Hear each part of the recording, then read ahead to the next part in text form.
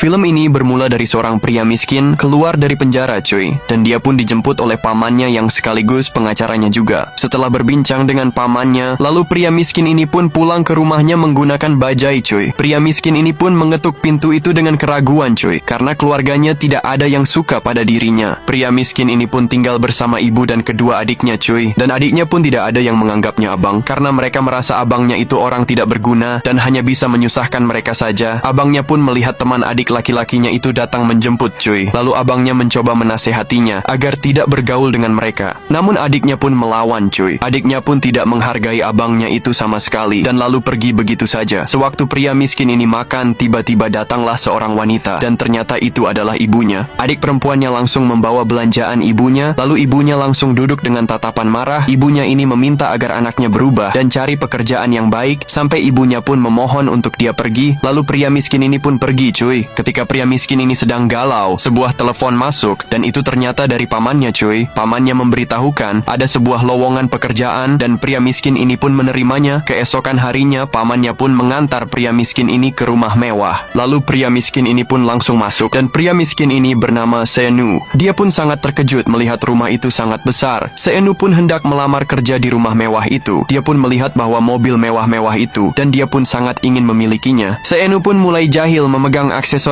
mobil itu, sehingga aksesoris itu pun langsung otomatis masuk ke dalam, dan ia pun sangat terkejut cuy. Seenu pun melihat rumah itu kosong, lalu tiba-tiba dia pun sangat terkejut cuy. Ternyata di suatu ruangan sudah ramai orang melamar kerja, lalu dia pun langsung gabung sama orang-orang pelamar kerja itu, dan dia pun langsung duduk cuy. Lalu dia pun menyapa orang sebelahnya. Tiba-tiba seluruh pelamar kerja itu pun langsung berdiri, karena seseorang telah datang cuy, dan ia adalah bos mereka, yaitu anak sultan.